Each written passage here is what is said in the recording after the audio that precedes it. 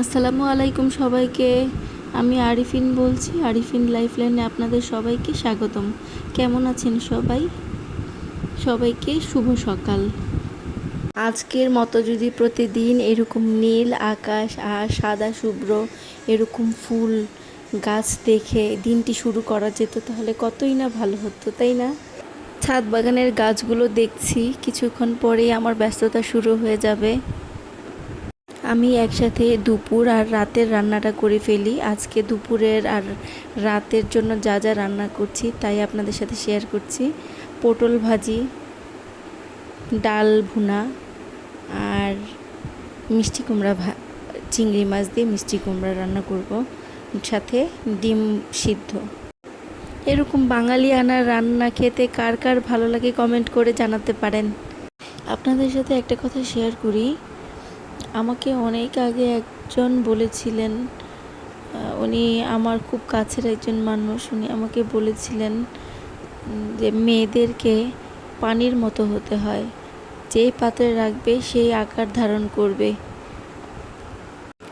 উনি কথাটা বললেও আমি মনে করি যে সবসময় মেয়েদেরকে পানির মতো হলে হয় না, কিছু কিছু ক্ষেত্রে কঠিনও হতে হয়। কারণ বাস্তবতা অনেক কঠিন। কারণ স্বপ্ন দেখা সহজ, কিন্তু স্বপ্নকে বাস্তবে রূপ দেয়া ভীষণই কঠিন একটা কাজ। এই জন্য এই দুনিয়াতে সহজ সরল হয়ে টিকে থাকা খুবই কঠিন। আমার কিন্তু ডাল রান্না শেষ হয়ে গিয়েছে। এখন আমি চিংড়ি মাছ দিয়ে মিষ্টি কুমড়াটা রান্না করব। এই জন্য কড়াইতে আমি প্রথমে পেঁয়াজ দিয়ে নিলাম, তারপরে চিংড়ি মাছ দিব। আগে চিংড়ি মাছটা আর পেঁয়াজটা লালচে করে ভেজে নিব।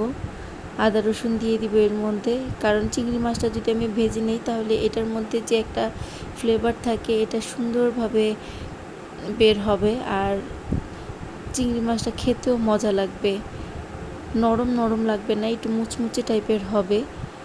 সাথে এখন সব কিছু মশলা দিয়ে দিচ্ছি, সব মশলাটা দিয়ে দিচ্ছি, দিয়ে ভালো করে কষিয়ে নিব।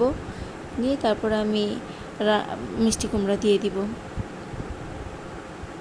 আমি একটা জিনিস খেয়াল করে দেখেছি, আমি জানি না সবার সাথে আমারটা নাও মিলতে পারে। আমি যদি সকাল সকাল একটু কাজগুলো কমপ্লিট করে ফেলি তাহলে আমি আমার বাচ্চাটাকে একটু সময় দিতে পারি, নয়তো আমার ভীষণ রকম ঝামেলা হয়ে যায়। আমার লাইফের আমার যে অভিজ্ঞতা থেকে আমি বলছি, সবার উদ্দেশ্যে একটা কথাই বলবো, এই ভিডিও করতে ভীষণ কষ্ট হয়, তারপরও করে যাচ্ছি।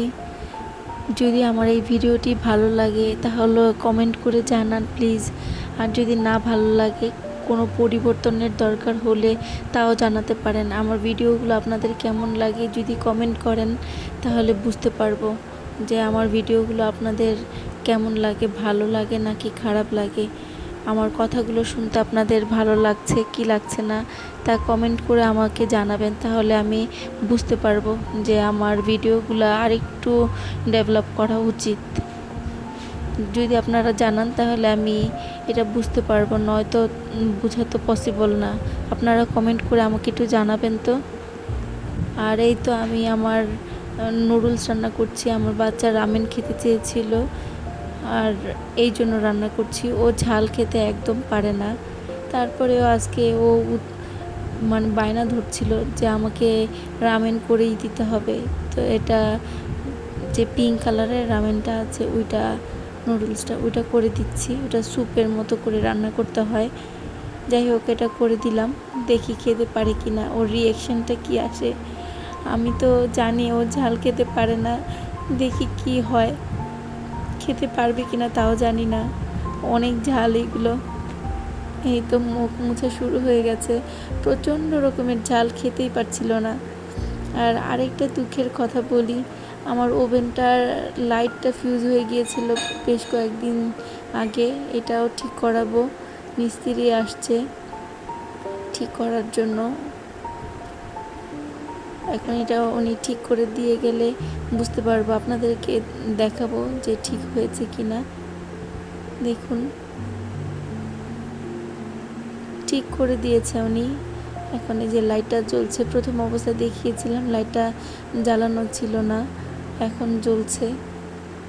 এটা নিয়ে একটু টেনশনে ছিলাম যে নষ্ট হয়ে গেল কি না, চলবে কি না ঠিক মতো। যাক আলহামদুলিল্লাহ, এটা ঠিক হয়েছে।